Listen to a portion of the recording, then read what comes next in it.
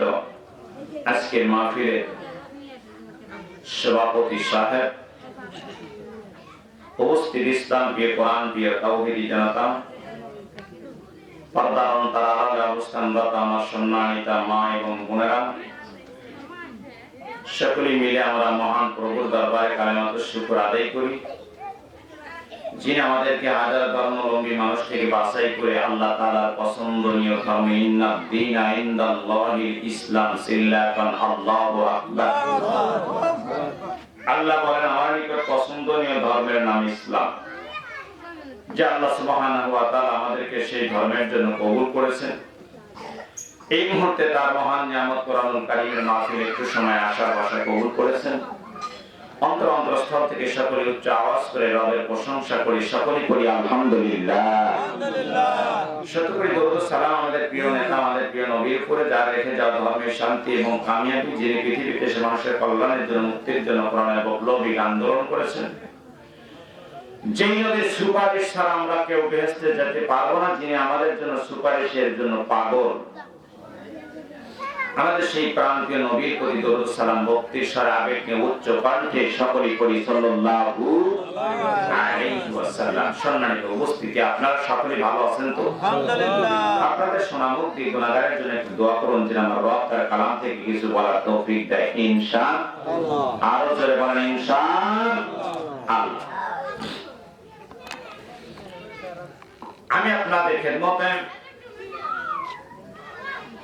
কোরআন শরীফের 29 নম্বর পারা, কয় নম্বর পারা? 29 নম্বর পারা, 67 নং সূরা।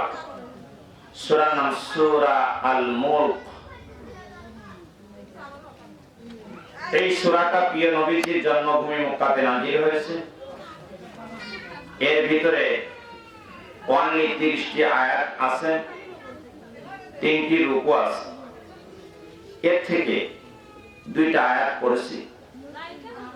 এই 2টা আয়াত এবং রাসূলের মুখ নিঃসৃত বাণী, একটা হাদিস পড়েছি। এর উপরে ভিত্তি করে সীমিত সময়ের মধ্যে আল্লাহ রাব্বুল আলামিন যদি তৌফিক দান করেন, আপনাদের খেদমতে আল্লাহ মহান নিয়ামত কোরআন থেকে কিছু বলার চেষ্টা করব ইনশাআল্লাহ। আর জোরে বলেন ইনশাআল্লাহ। আল্লাহর সওয়াবের উপরে আমাদের সবকিছু নির্ভরশীল, কি বলেন আপনারা? ঠিক। আসেন, রাসূল মক্কাতে 13 বছর দ্বীনের দাওয়াত দিয়েছেন। আওয়াজ করে বলুন, কয় বছর? 13 বছর। 53 বছর বয়সে নবীজি হিজরত করেছেন। হিজরত করে তিনি এমন একটি দেশে গেলেন, যেই দেশের নাম ছিল ইয়াসরিব। আওয়াজ করে বলেন, কি নাম? ইয়াসরিব। নবীজির আগমনের পর মদিনা নাম হলো। আল্লাহু আকবার। তিনি যা দেখলেন কি, মক্কার চাইতে মদিনাও কম খারাপ না। তিনি দেখলেন গোত্রে গোত্রে দীর্ঘদিন ধরে বিবাদ, যুদ্ধ চলছে। সামান্য কিছু ইস্যুকে কেন্দ্র করে তারা যুদ্ধ করে হাজার হাজার মানুষের প্রাণ বিসর্জন দিচ্ছে, হাজার হাজার মায়ের কোল খালি হয়ে যাচ্ছে। নবীজি এই মহান নিয়ামত কোরআন নামক সংবিধান দিয়ে একটা সুন্দর সমাজ গঠন করলেন। আওয়াজ করে বলুন সুবহানাল্লাহ। সব সমস্যার সমাধান করে ফেললেন। মদিনাটা নবীর শহর হয়ে গেল। আওয়াজ করে বলুন সুবহানাল্লাহ। এই জন্য পৃথিবীর মানুষ যদি কোনো সমস্যার সমাধান করতে চায়, তাহলে এই কোরআন ছাড়া বিকল্প কোনো রাস্তা নেই। তাই তো কবি তার ভাষায় বলেছেন, সমাধান চাও যদি জীবনে মরণে ফিরে এসো খুঁজে নাও, চোখ রাখো কোরআনে, চিল্লা করে আল্লাহু আকবার। এই কোরআন সকলের নয়, শুধু মুমিনের। যারা ঈমান আনবে তার ফল পাবে কবরে। সমাধান চাও যদি জীবনে মরণে ফিরে এসো খুঁজে নাও, চোখ রাখো, আরো জোরে বলেন, কোরআনে চোখ রাখতে হবে। দেখেন আমাদের বাংলাদেশের কি অবস্থা। গত রাত্রিতে বাংলাদেশের একটা রত্ন ওসমান হাবিব সেই সিঙ্গাপুরে ইন্তেকাল করেছেন, যাকে কেন্দ্র করে সারা দেশে হরতাল অবরোধ চলছে। অনেকগুলো মিডিয়া মারা গেছে। এর পিছনে কারণ কি? কারণ হলো আমরা কোরআন বুঝি না, যার কারণে আমরা মানুষ পাখির মতো মেরে ফেলি। চিল্লাপান ঠিক না? একটা গল্প বলেই আমি মূল আলোচনায় চলে যাব।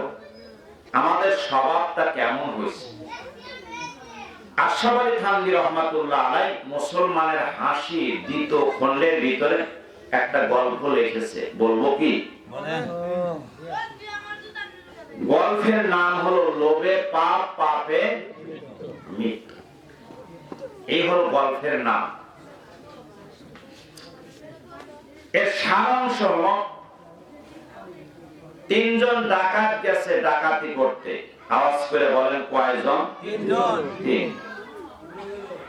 ডাকাতি করতে গিয়ে জীবনে বহু জায়গায় ডাকাতি করেছে, কিন্তু এত কোনোদিন সম্পদ হাসিল করতে পারে নাই। খালি স্বর্ণের গহনা অলংকার এমন বাড়িতে ঢুকেছে। তো এই গহনা যখন তিনজন মিলে ডাকাতি করে নিয়ে এসেছে,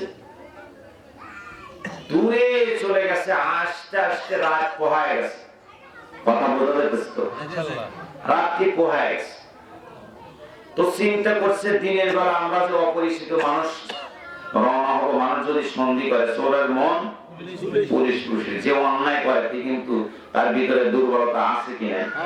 রাস্তাতে যদি পুলিশ যায় ওকে তো ধরবেই না, তারপরেও কিন্তু টেনশন যে পুলিশ খাইছে, কারণ আমার তো কেস আছে, কি বল? তাহলে ভয় আছে না? ও আগেই 6 পিঠে 5। চিল্লাপান ঠিক কিনা? এই তিনজন চিন্তা করছে যে আমরা যে যাবো, যদি কেউ সন্ধি করে বলে যে আপনাদের বাড়ি কোথায়, তাহলে তো ঝামেলা। এদের সাথে বললেই তো ধরে ফেলবি। সুতরাং এক নিগুড় জঙ্গলে তিনজন আশ্রয় নিছে। তো ক্ষুধা কিন্তু কোন অজুহাত মানে না, কি মানে কি? যদি আপনার পায়খানার তলব হয়, রাত যতই হোক, যদি একবারে খুব ভয় থাকে, তাই কি ভয় থাকে? তাহলে মা পায়খানা আসলে ডাক দিয়ে বলেন, বাবা যার ডাক সেটি দিবি। অসুবিধা পেতেছে? তো ক্ষুধা লেগে গেছে, তিনজন মিলা সিদ্ধান্ত নিছে যে এইভাবে কতক্ষণ থাকবো, সারাদিন ক্ষুধার পেটে কি থাকা যায়? তো তোমরা একটা কাজ করো, একজন কিছু খাদ্য কিনে নিয়ে আসো, আর আমরা দুইজন এখানে থাকি। তো একজনকে এলাকার একটা পাশে বাজারে পাঠিয়ে দিচ্ছে। যাওয়ার পর কিছু খাদ্যদ্রব্য কিনেছে, নিজে খেয়ে আর ওই দুইজনের নিয়ে আসতেছে। চিন্তা করছে যে কি করি, যে গহনা আজকে আমরা মারছি, যদি একা নিতে পারতাম, কি কন সারা জীবন আর এই ব্যবসা করা লাগতো না।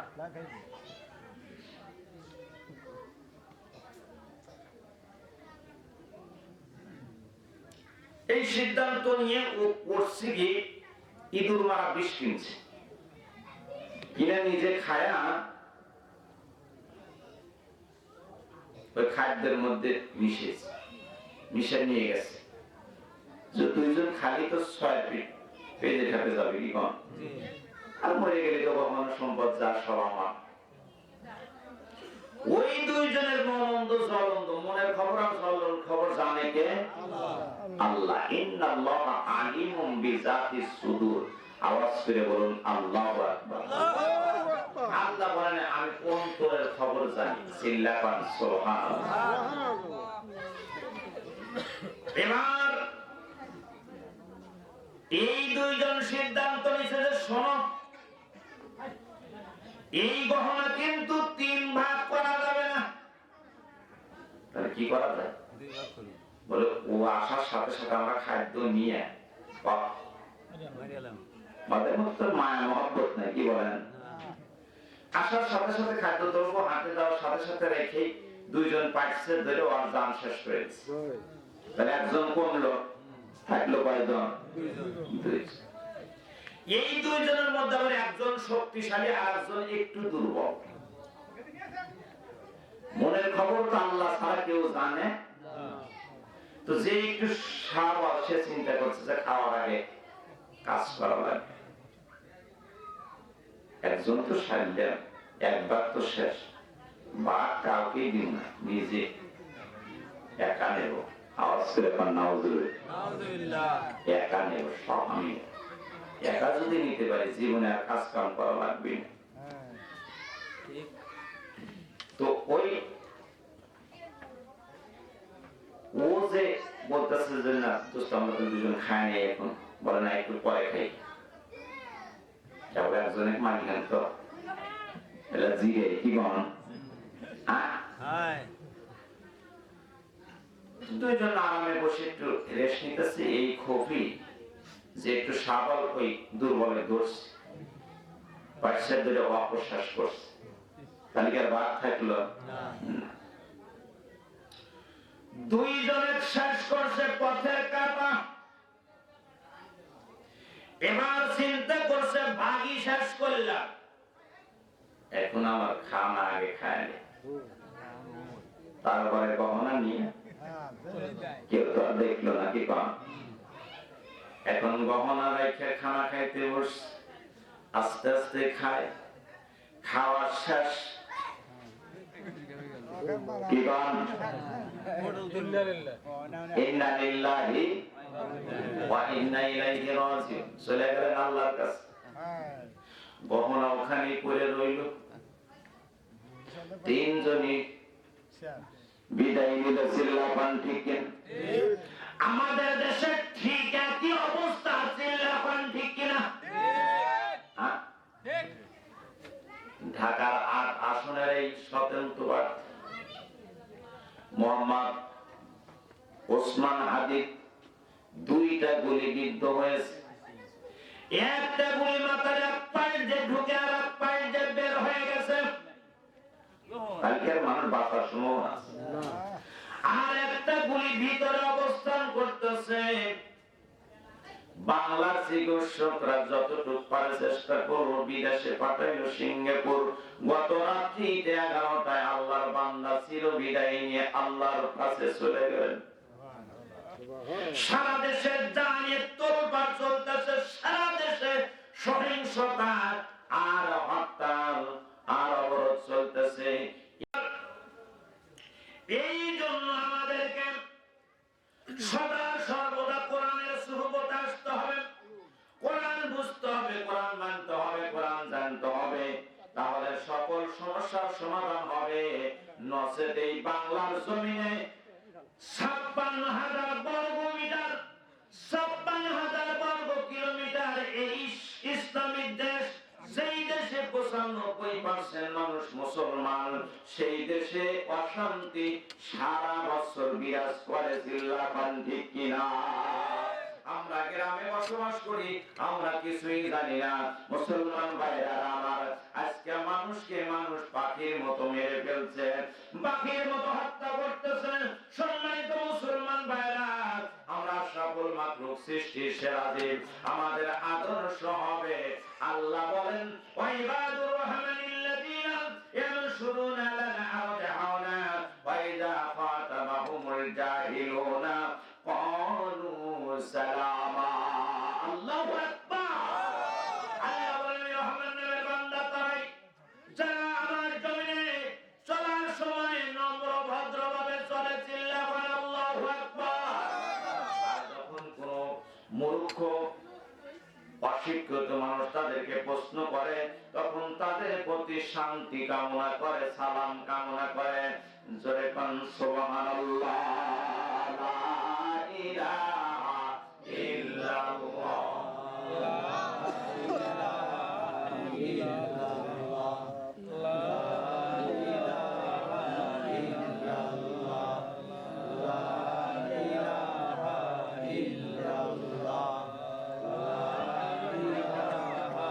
ইল্লাল্লাহ আমার যেদিন ফুরাবে দিন আসবে গহীন রাত্রি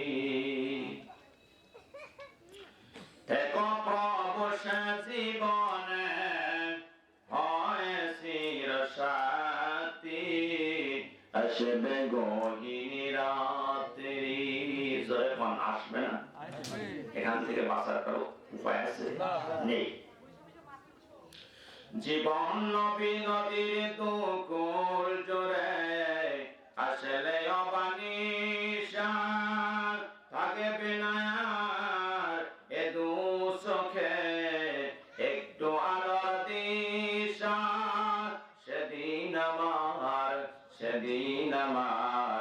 সেদিন আমার অন্ধকারের তুমি আলোর বাতি আসবে গহীন রাত্রি আমার যেদিন ফুরাবে দিন আসবে গহীন রাত্রি লা ইলাহা ইল্লাল্লাহ লা ইলাহা ইল্লাল্লাহ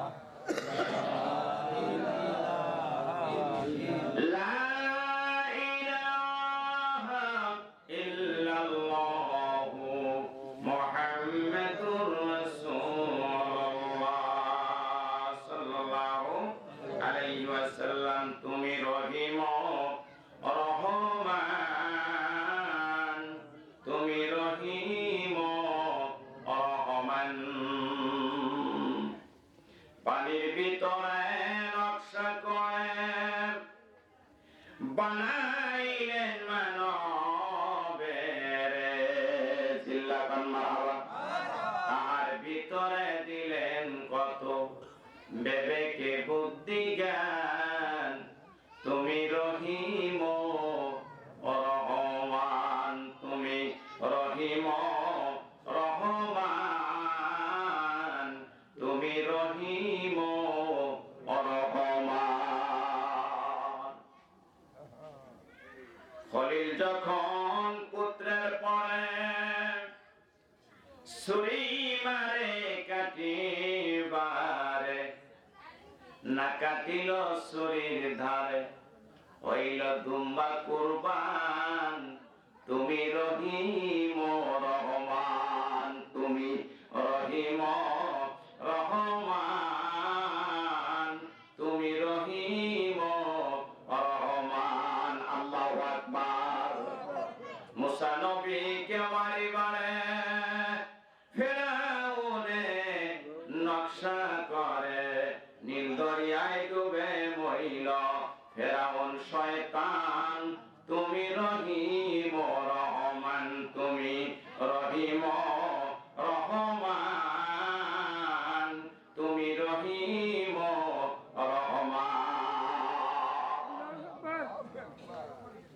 সাপের পেটে বিষ রাখিলে মৌমাছিকে মধু দিলে গাভীর পেটে দুধ রাখিলে তোমার হিকমতের বিধান তুমি রহিম রহমান তুমি রহিম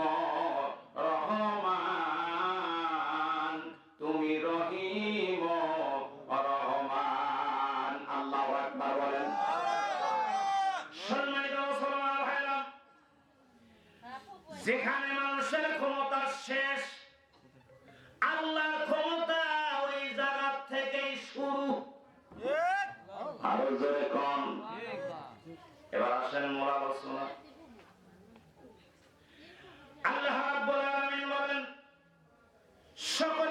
সাথে সাথে আওয়াজ করে বলুন বিসমিল্লাহির রাহমানির রাহিম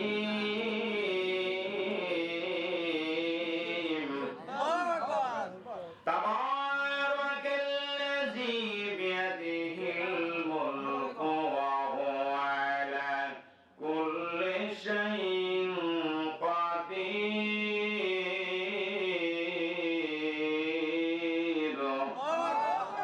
ইরশাদ হচ্ছে এই পৃথিবীর ভিতরে 254টি দেশ আছে। আওয়াজ করে বলেন কয়শো? 254টি দেশ আছে এই পৃথিবীর ভিতরে।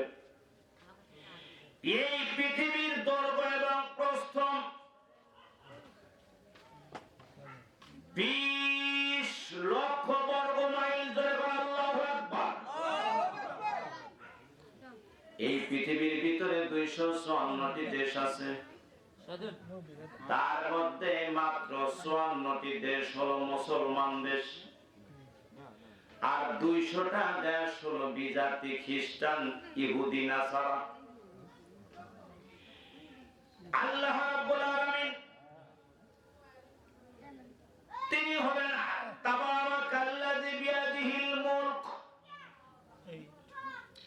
মহিমান্বিত আল্লাহ যার হাতে সমস্ত রাজ্যের আধিপত্য, যিনি সমস্ত ক্ষমতার মালিক। আওয়াজ করে বলেন মারহাবা।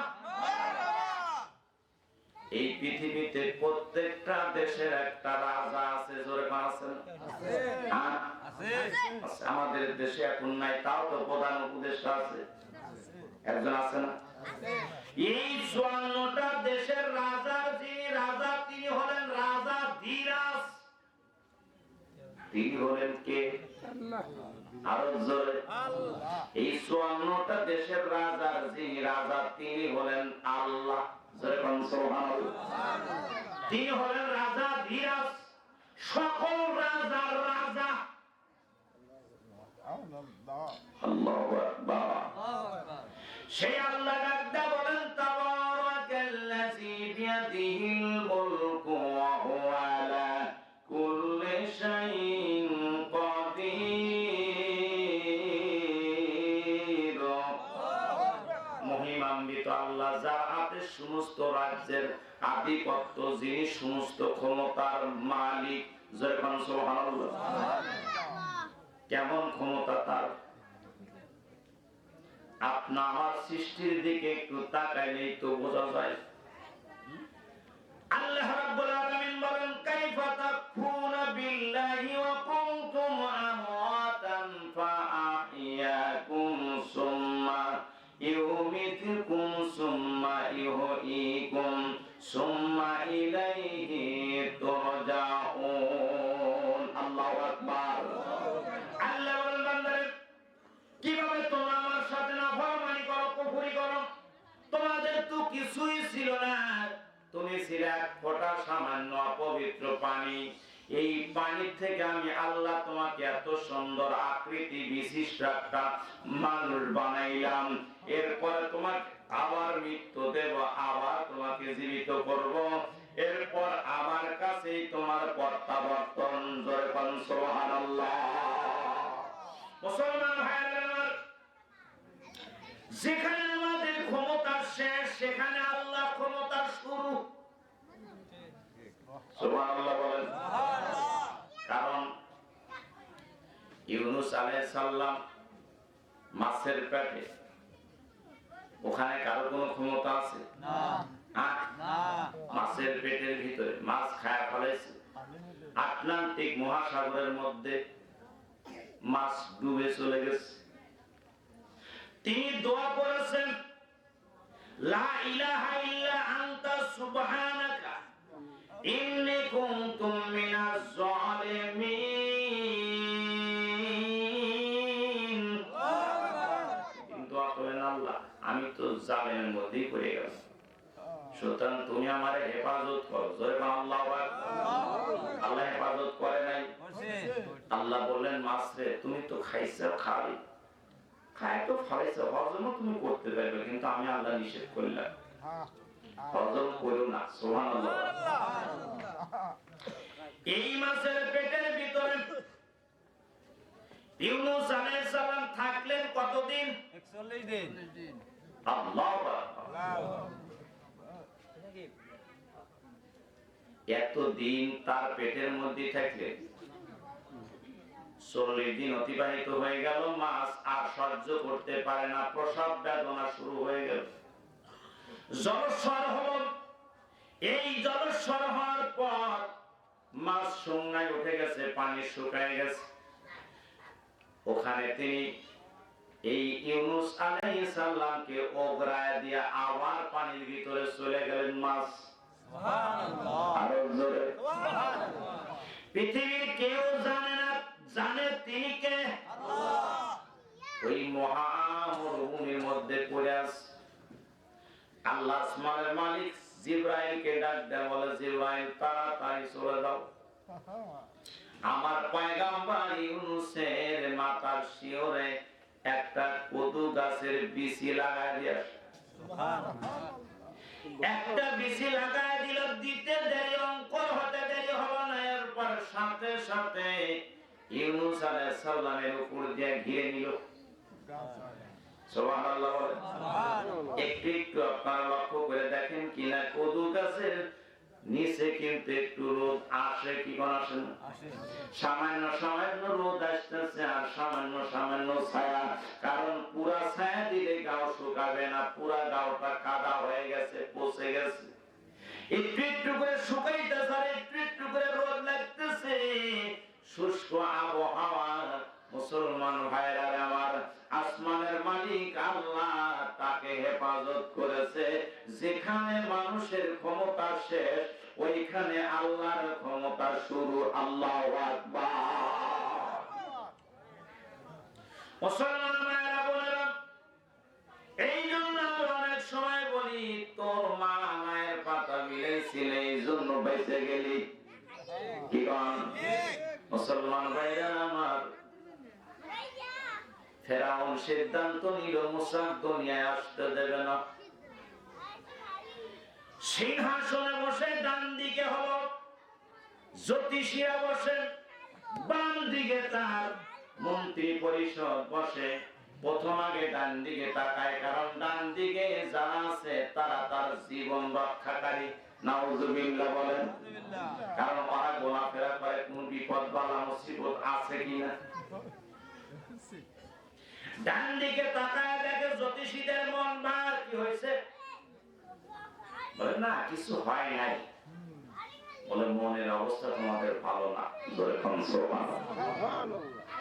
তোমরা কিছু পাইছো কিনা তাই বল। বলে কি বলবো স্যার, আজকে আমরা সবাই একটাই স্বপ্নে দেখছি, সেটা হলো বনি ইসরাইল বংশে একটা সন্তানের জন্ম হবে, আর তারই মাধ্যম দিয়ে আপনার ক্ষমতা চলে যাবে। সুবহানাল্লাহ বললেন না?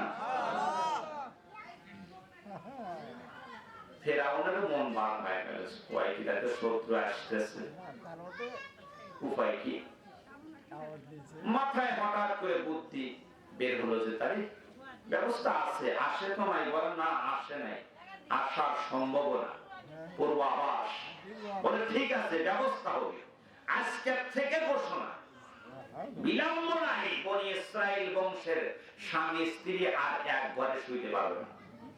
কারফিউ জারি করা হলো। আমাদের দেশে মাঝে মধ্যে 144 দ্বারা আইন জারি হয় না?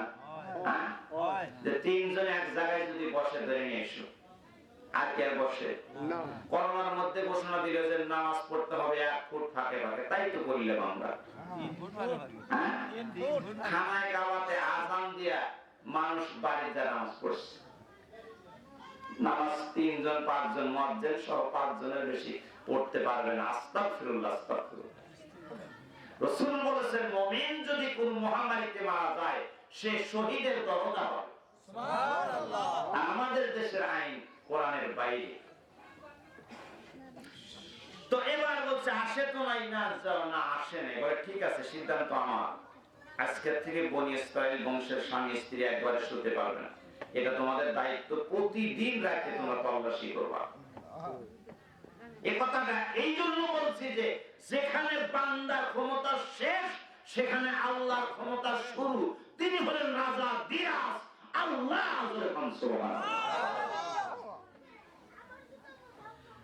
আইন মোতাবেক সেনাবাহিনী কাজ শুরু করলো। কিছুদিন অতিবাহিত হওয়ার পর আবার সংসদে বসে ফেরাউন ডান দিয়ে তাকায় দেখে জ্যোতিষীদের মন ভার। বলে আজকে আবার কি হলো? বলে ওই সন্তান মায়ের গর্ভে চলে আসছে। সুবহানাল্লাহ বলেন। মায়ের গর্ভে চলে এসেছে। বলে কিভাবে আসলো? তোমাদের দায়িত্ব অবহেলা আছে। আমি যে আইন করছিলাম এই আইন তোমরা সঠিকভাবে ব্যবহার করো নাই, সঠিকভাবে প্রয়োগ করো নাই, যাতে যার কারণেই তুই সেই সন্তান মায়ের গর্ভে আসছে। আচ্ছা ঠিক আছে, এসে যেহেতু করেছে, জন্ম তো আর ন্যায় নেই বলেন না। আজকে থেকে লিখবা যে এই বনি ইসরাইল বংশের কোন মেয়েটা গর্ভবতী, নাম ঠিকানা লিখবা। জন্মের পর যদি মেয়ে সন্তান হয় তাহলে বাঁচায় দিবে, ছেলে সন্তান হলে গর্দান মেরে দিবে। কোন কথা কই বছর না, কন্যা শত্রুতা তো আমার জানা নাই। কি কর এই নিয়মে 1 নয় 2 নয় 6000 মায়ের কোল খালি হইল। এর মধ্যে মুসা আল্লাহ পাঠায় নাই। জয় কোন সুবহানাল্লাহ। 6000 মায়ের কোল খালি হয়ে গেল, 6000 সন্তানের জীবন গেল। আল্লাহ বললেন আদু আলী ওয়া আদু আল্লাহ। সুবহানাল্লাহ। আমার শত্রু এবং মুসার শত্রুকে দিয়ে আমি আল্লাহ মুসাকে লালন পালন করাবো। সুবহানাল্লাহ। আরো জোরে বল সুবহানাল্লাহ। সিদ্ধান্ত নিলেন কে? আল্লাহ। ফেরাউনের কার্যক্রম চলমান। মুসা আলাইহিস সালাম মায়ের পেটে আসলেন। জ্যোতিষীরা বলছে ওই সন্তান আজকে মায়ের পেটে আছে। তাও আল্লাহ জানাইছেন। সুবহানাল্লাহ। এবার যেই দিন সন্তান জন্ম নিবে সেই দিনই এই সব জ্যোতিষী স্বপ্ন দেখছে আজকে ওই সন্তান জন্ম নেবে। সুবহানাল্লাহ। সুবহানাল্লাহ। ফেরাউন আজকে তোমাদের কি হয়েছে? আজকেও যেমন বা পাইলে ওই সন্তান আজকেই জন্ম নিচ্ছে। সুবহানাল্লাহ। সুবহানাল্লাহ। তাড়াতাড়ি তাই চলে যাও। এই সন্তান কোন বাড়ি জন্ম নিচ্ছে, তাড়াতাড়ি চলো। 1 মিনিট দেরি করতে পারবা না। এই শত্রুকে আজকে মারতে হবে। জোরে বলেন সুবহানাল্লাহ। নাউযুবিল্লাহ। আল্লাহু আকবার। সব ছুটে রওনা হল। সামান্য একটা কম বনি ইসরাইল বংশ চিল্লা করেন সুবহানাল্লাহ। তল্লাশি করলো। আল্লাহ তাআলা ওই দিন শুধুমাত্র মুসাকেই জন্ম দিয়েছে, পৃথিবীতে আর কোন সন্তান জন্ম দেয় নাই। জোরে বলেন সুবহানাল্লাহ। এবার তল্লাশি করে মুসা আলাইহিস সালাম যেই বাড়ি জন্ম নিয়েছে ওই বাড়িতেই ঢুকছে ফেরাউনের বাহিনী। ঢোকার পর বলছে এ বাড়ি কোনো ছেলে মেয়ে হয়েছে নি? বলে না। কে বলছে? মুসার মা বলছে। জোরে বলেন সুবহানাল্লাহ। গেটে এসে বলার সাথে সাথে সন্তান ছিল কোলের ভিতরে। এবার নিয়ে জ্বলন্ত অগ্নিকুণ্ডের ভিতরে চুলার মধ্যে দিয়ে দিল। সুবহানাল্লাহ। সূরা তাহার ভিতরে আল্লাহ বিস্তারিত ঘটনা কোরআনে রেকর্ড করে আমাদের জানাইছে। সুবহানাল্লাহ। সূরার মধ্যে যখন দিল, দেওয়ার পর মা অন্যমনস্ক হয়ে ফেরাউনের বাহিনীর সামনে দাঁড়াইছে। তারা বলতেছে এবারে কোনো ছেলে মেয়ে হয়েছে? না আপু আসেন। সুবহানাল্লাহ। কারণ পয়গম্বর বলেন 3 জায়গায় মিথ্যা কথা বলা যায়। 1 নাম্বার, স্ত্রীকে রাজি খুশি করতে গিয়ে স্বামী যদি কোন মিথ্যার আশ্রয় নেয় আমলে কোনো গুনাহ হবে না। 2 নাম্বার, একজন মানুষের জীবন রক্ষার্থে কেউ যদি মিথ্যার আশ্রয় নেয় আমলে কোনো গুনাহ হবে না। 3 নাম্বার, 2 জন মুসলমানের মধ্যে দ্বন্দ্ব লেগেছে, মাঝখানে কেউ দাঁড়ায় যদি মীমাংসা করতে গিয়ে যদি কোনো মিথ্যার আশ্রয় নেয় আমলে কোনো গুনাহ হবে না।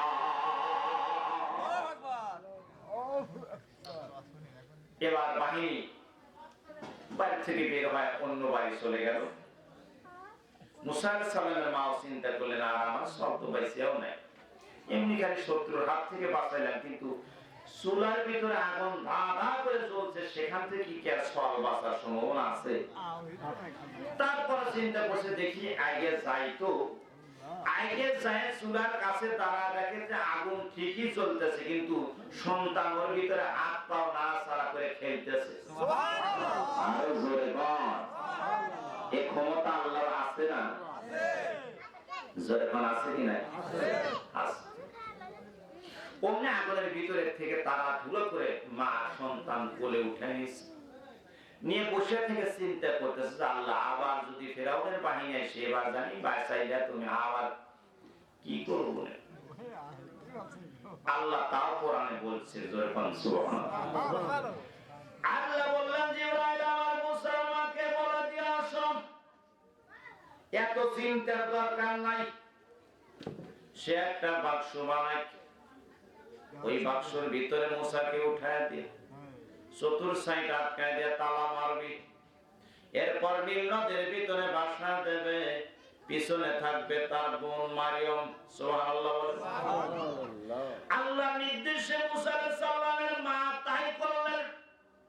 একটা সুতা ডেকে এনে ছোট্ট একটা বাক্স বানাইলেন, চতুর সাইড আটকায় একটা তালা মেরে আল্লাহর হুকুমে মেয়ে মারিয়মকে সাথে দিয়ে নীল নদের মধ্যে ছেড়ে দিলেন আল্লাহর হিল্লায়। এবার বাক্স আস্তে আস্তে বাটির দিকে না দিয়ে উজানি যাচ্ছে, কারণ মুসা আলাইহিস সালামের বাড়ি থেকে ফেরাউনের বাড়ি উজানে। সারা জীবন আমরা একটা জিনিস লক্ষ্য করলাম, সেটা হলো স্রোত কিন্তু সব সময় দক্ষিণ দিকেই যায়। কি বলেন? ওই দিকে কত বড় সমুদ্র আল্লাহ বানায় রাখছে, সব পানি খালি ওই দিকেই চলে যায়।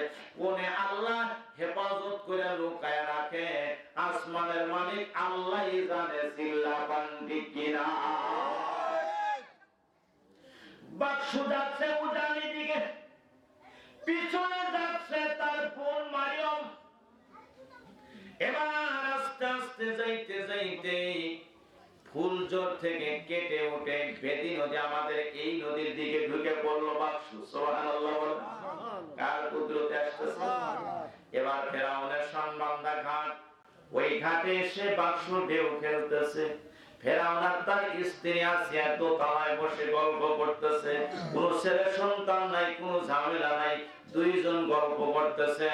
এমন সময় আসিয়া ওই ঘাটের দিকে তাকায় দেখে নতুন বাক্স ঢুইছে। আসিয়া কয়, স্বামী ঘাটে না কি জানি দেখা যায়, বাক্সের ভিতরে সব তো একটু। দুইজনে নেমে আসছে থর থর করে, আইসা দেখে যে বাক্স নতুন বাক্স, একবারে নিউ বানানো। তাহলে কি বাক্স কোথা থেকে আসলে? একটা মেয়ে আবার পাশে দাঁড়ায় আছে, কে বোকার কি দেখি।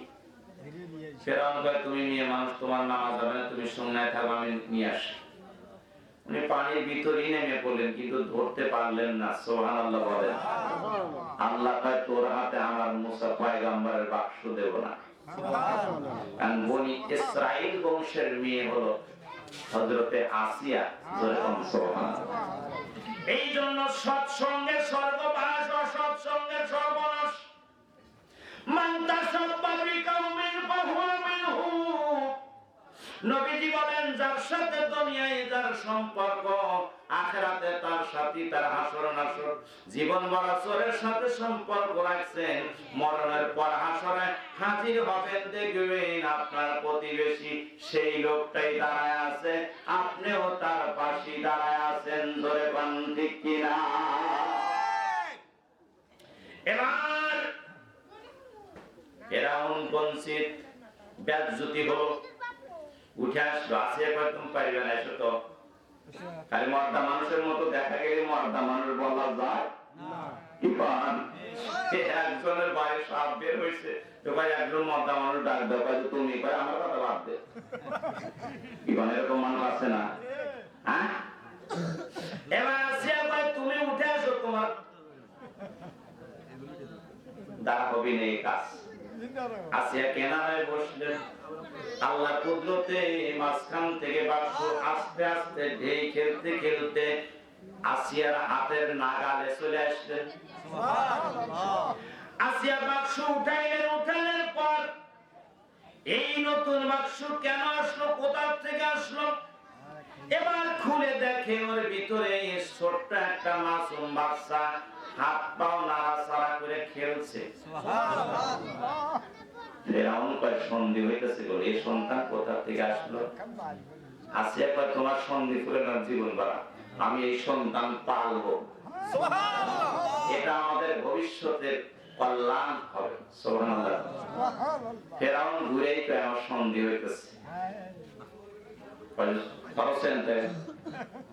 তোমার সন্ধির কথা শুনে শুনে জীবন ভরা দেখছি, আমরা দুইজন ঘরে পড়ে গেলে দেখবি কেটা কি কোন আছে না, একটা বেটা দে আল্লাহ, একটা বেটা দে, কামাই খাওয়ার আশা নাই, মরে গেলে দোয়া করিবে।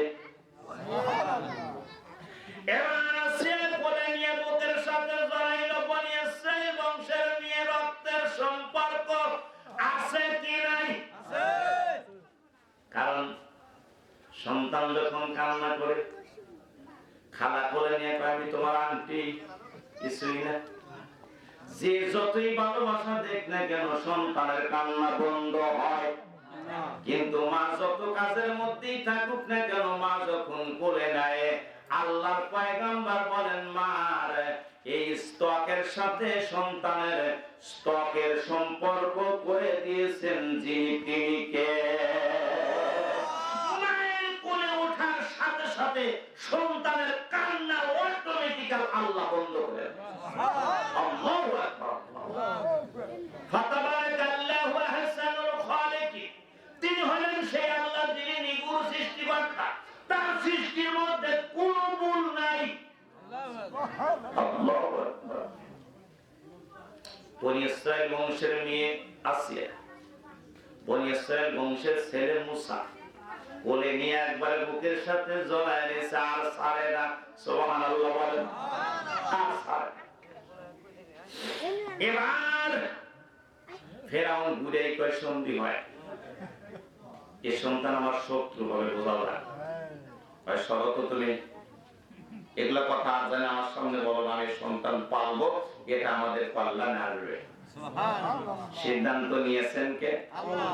আদু ওয়ালি ওয়া আদু আল্লাহ। আল্লাহ বলেন আমার শত্রু এবং মুসার শত্রুকে দিয়া আমি মুসাকে লালন পালন করাবো। সুবহানাল্লাহ। কি কুদরতওয়ালা আল্লাহ! যেখানে আমাদের ক্ষমতা শেষ, সেখানে আল্লাহর ক্ষমতা শুরু। সুবহানাল্লাহ। তাহলে এখন খাওয়াবে কি? আল্লাহ বলেন মুসা মা পেতো না, তোমার সন্তান তোমার কোলে ফিরে দেব। মাও খালি কাঁদে, খালি কাঁদে, আমার সন্তান আল্লাহ দিলে তুমি আবার কেন নিলে? কোলে মানে আমার এই সন্তান আছে, কি অবস্থা আছে আল্লাহ তোর অত জানাই নাই। সুবহানাল্লাহ। আল্লাহ ভাই তোমার চোখ আমি শিথিল করবো। সুবহানাল্লাহ বলে, তোমার সন্তান তোমার কোলে ফিরে, ভয় নেই, হতাশ নাই, ভেঙে পড়ো না, তুমি ধৈর্য ধারণ করো। ইন্নাল্লাহা মা'আস সাবিরিন, আমি ধৈর্যশীলের সাথে আছি। আল্লাহ তাআলা বলেন আমি আল্লাহ সৃষ্টি করেছি মানুষের হায়াত। কি সৃষ্টি করেছে? আমার আপনার হায়াতের মালিক আল্লাহ। আল্লাহ এরপরে মওত, হায়াত সৃষ্টি করে যদি আল্লাহ শেষ করে দিত তাহলে আমরা খুশি হইতাম, কি কম? কারণ জীবনে আর মরা লাগতো না। আমার আপনার জীবনে একদিন কিন্তু মৃত্যু আছে, তাই আমরা যে অবস্থা সবাই জানে যে আমার একদিন আপনার একদিন মৃত্যু হবে, তারপরে কি আমরা দম থাকতে কম চাই না? কিন্তু মুসলমান ভাইরা, আল্লাহ হায়াত সৃষ্টি করলেন, সাথে সাথে মওত সৃষ্টি করলেন। মউত সৃষ্টি করার কারণ কি? আল্লাহ বলেন আইয়ুকুম আহসানু আমালা, তোমার নেক আমলটা দেখার জন্য আমি আল্লাহ মউত সৃষ্টি করলাম, নইলে তোমাকে খালি হায়াতি দিয়া রাখতাম। জোরে কোন সুবহানাল্লাহ। ওয়া হুয়াল আজিজুল গফুর, তিনি হলেন মহাপরাক্রমশালী এবং ক্ষমাশালী। মুসলমান ভাইরা আমার, এই জন্য আমার আপনার জীবনের কিন্তু